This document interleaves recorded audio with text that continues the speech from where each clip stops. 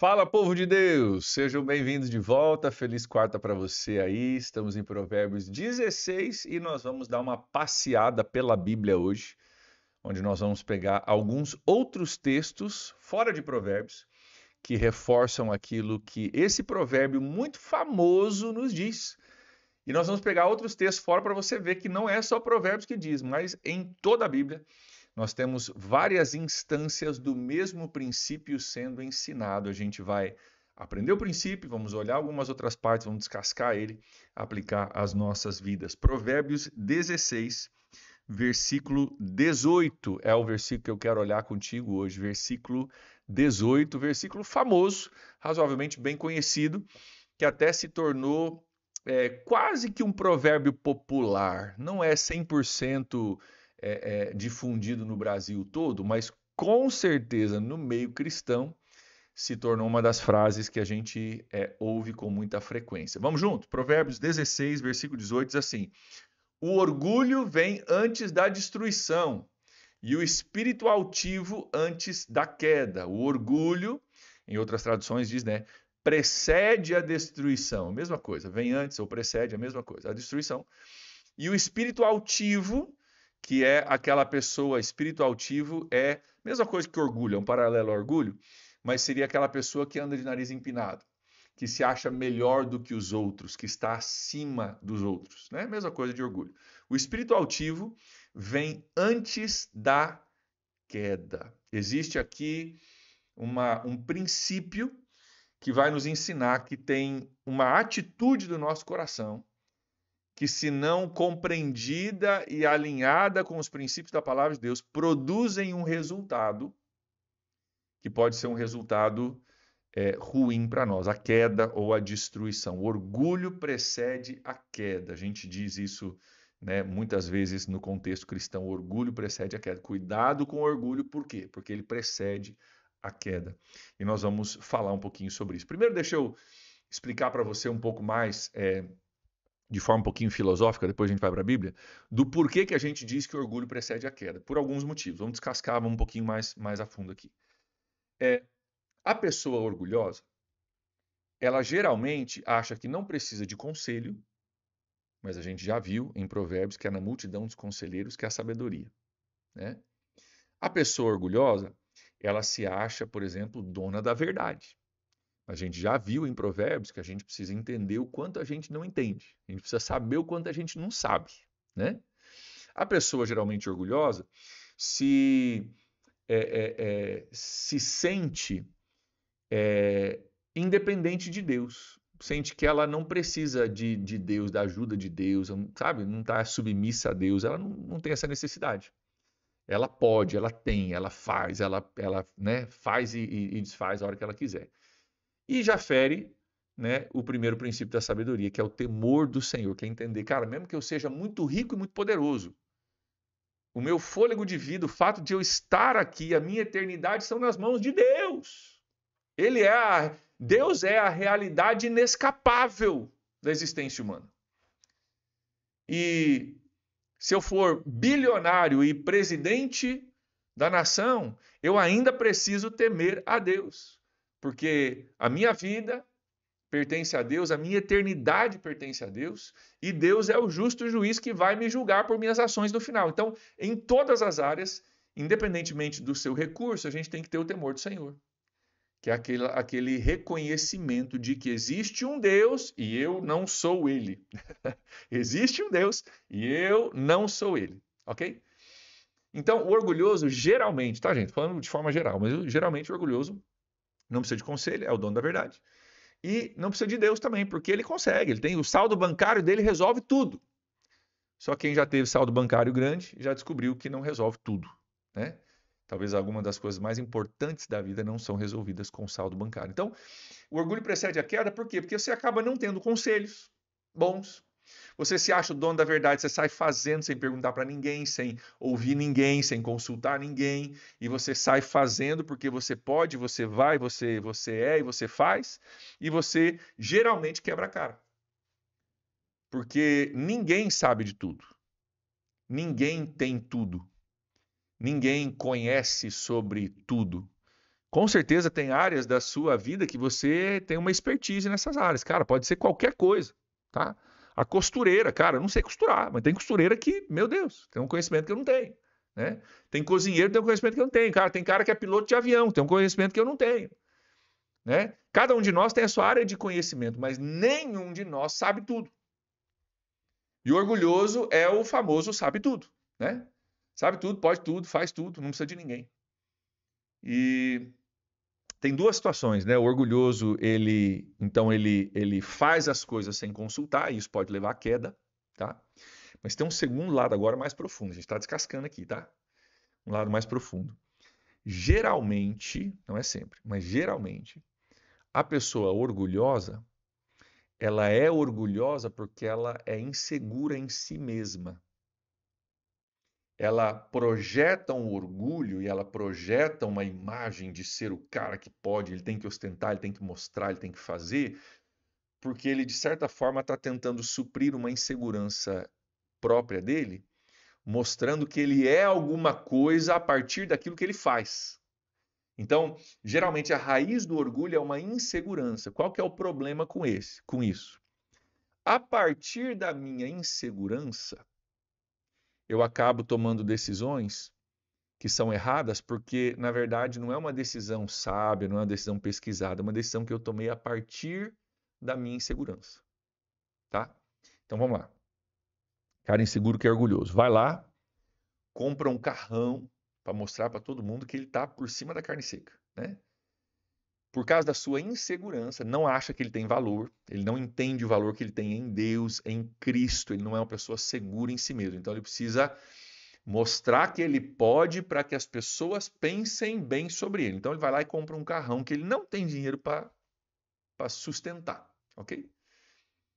Comprou o carrão para todo mundo ver, para ele se sentir o cara, né? Ele anda naquele carro assim, meu Deus, ele é o rei da cocada preta. E às vezes, já ouvi histórias disso, tá? Histórias verídicas disso. O cara tá com o carrão, mal conseguiu pagar, vai tentar fazer os pagamentos, não conseguiu pôr um seguro no carrão. Porque o seguro do carrão é um segurão também, né? Ó, o valor, né? Vai junto. Ele tá com o carrão, não conseguiu pôr o seguro no carro. Por causa de orgulho, que nasceu de insegurança, ele teve que comprar um carrão, não pôs um seguro. Cara, e se ele bate esse carro? E se rouba esse carro? Se esse carro, sei lá, pega fogo? Se alaga? Como é que fica? Às vezes, o orgulho nos leva a tomar decisões, porque nós somos inseguros. Essas decisões erradas, sem sabedoria, precedem uma queda. Se esse cara perde esse carro, não somente ele vai ficar sem carro, mas lembra que ele não tinha nem dinheiro para conseguir fazer os pagamentos do carro. Ia ter que se espremer para fazer o pagamento do carro. Vai ter que ficar pagando esse carro. Roubaram o carro, ele vai ter que ficar pagando o banco. Não tem como. Vai ter que continuar pagando o carro. E vai ficar sem carro. Ou seja, seria uma queda na vida dele. Então, o orgulho precede a queda por esses motivos internos. Agora vamos olhar para a Bíblia um pouquinho, para a gente ver alguns outros textos bíblicos que falam sobre o orgulho e a atitude de Deus a respeito de orgulho. Vamos começar com um versículo que está no capítulo 16 também, a gente não leu ele, tá? Mas capítulo 16, versículo 5, olha o que diz aqui.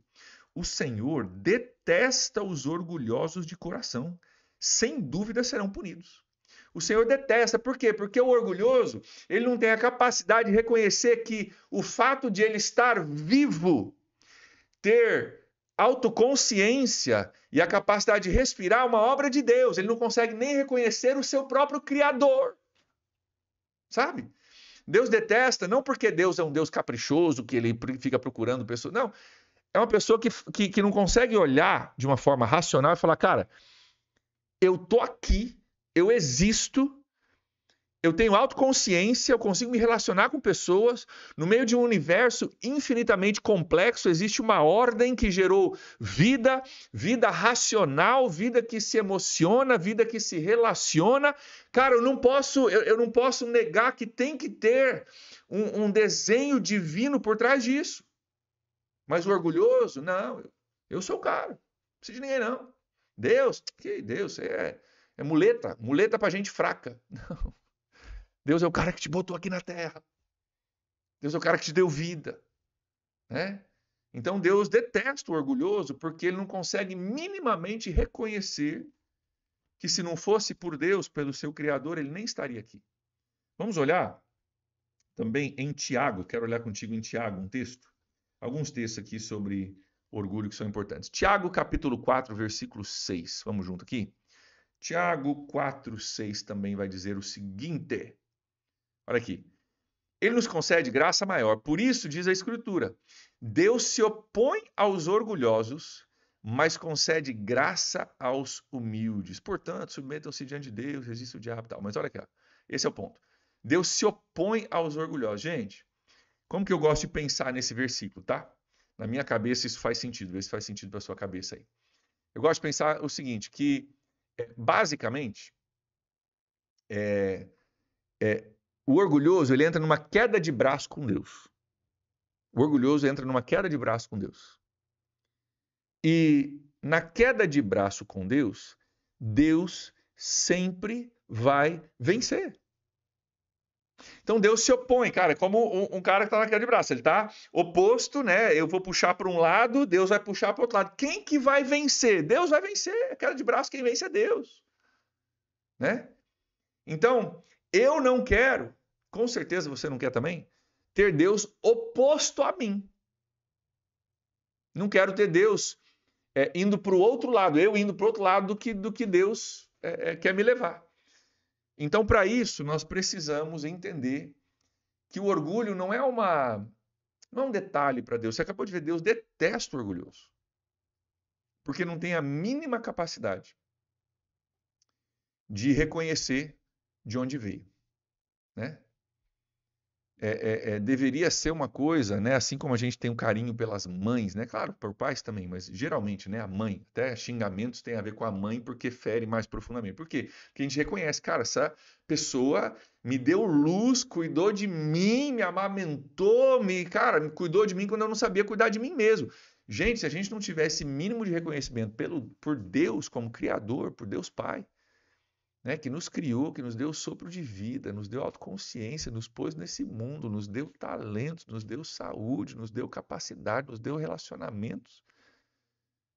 O orgulho vai achar muito espaço no nosso coração. A gente vai achar que a gente chegou lá, né, por nós mesmos. Que, aliás, foi o pecado lá da Torre de Babel, né? O pessoal começou a se dar muito bem, começaram a crescer e falaram, não, nós vamos construir uma torre para chegar no céu, porque a gente pode tudo, a gente pode até chegar no céu se a gente quiser. A gente vai, inclusive, nós vamos criar uma estrutura de engenharia para a gente poder acessar o céu direto, poder ir e voltar a hora que a gente quiser. Que a gente é tão bom que a gente mesmo cria o nosso acesso para o céu. E como tem gente orgulhosa hoje, achando que pode criar o seu próprio acesso para o céu, né? Nunca matei ninguém, nunca roubei ninguém, com certeza Deus vai me acessar. Torre de Babel. Deus vai me aceitar. Isso é Torre de Babel. Você tentando construir seu próprio caminho. Jesus disse, eu sou o caminho, eu sou a verdade, eu sou a vida. Ninguém vem para o Pai se não for através de mim. O caminho é dele, não é o caminho que a gente cria. Mas o orgulhoso quer criar caminho para si mesmo, né? Então, essa ideia ela é repetida em toda a Bíblia. Não vou ler aqui para vocês, mas 1 Pedro 5,5 diz, né? É lá que diz, Deus se opõe ao orgulhoso, mas dá graça ao humilde. O mesmo texto que a gente leu de Tiago 4,6. Tá? Então, essa atitude de orgulho, ela precede a queda, porque ela gera parte de uma insegurança em nós, o orgulho gera que a gente não vai ouvir ninguém, a gente não tem a mínima capacidade de reconhecer Deus como Senhor e Salvador e protetor e Criador da nossa vida, e geralmente isso vai gerar, então, a gente trocar os pés pelas mãos. Então, queridos, que nós possamos seguir aqui o exemplo de Jesus, né? Jesus diz, né, que ele não veio para ser servido, mas para servir. O texto bíblico diz que Jesus ele não contou a igualdade com Deus que ele tem, né? Igualdade com Deus, Jesus é Deus.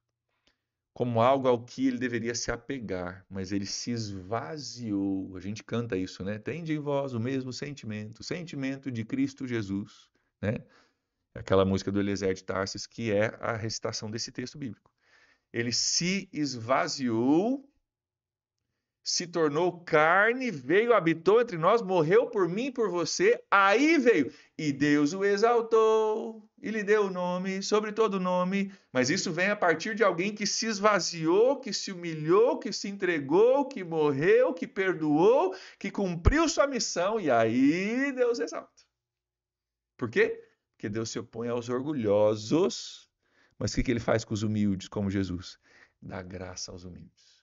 Queridos, que nós sejamos o tipo de pessoa que recebe não a oposição de Deus, mas a graça para você viver a sua vida, cumprir o seu propósito, servir o próximo, ser uma ferramenta nas mãos de Deus para abençoar pessoas. Amém, gente? Vamos orar por isso. Nosso tempo já estourou, me empolguei de novo. Vamos acabar com esse negócio aqui, senão nós vamos até tarde hoje, mas amanhã a gente está de volta. Vamos orar juntos. Pai, obrigado, Deus, por essa baliza, essa verdade da tua palavra. Obrigado, Deus, pelo entendimento que nós estamos tendo cada dia a partir da palavra do Senhor. Pai, nós louvamos o Senhor por tua palavra, por teu ensinamento, por teu cuidado. Pai, peço em nome de Jesus que o Senhor nos livre, Deus, de todo orgulho. Tira de nós todo orgulho, Deus, que nós possamos ter o mesmo sentimento de Cristo Jesus, que se esvaziou, e que a partir desse esvaziar, Pai, nós possamos receber a graça que precisamos para caminhar contigo e para servir o Senhor com alegria. Nós oramos assim em nome de Jesus. Amém. Amém, gente. Deus abençoe seu dia aí. Nos vemos amanhã, se Deus quiser. Um abraço. Até lá. Tchau, tchau.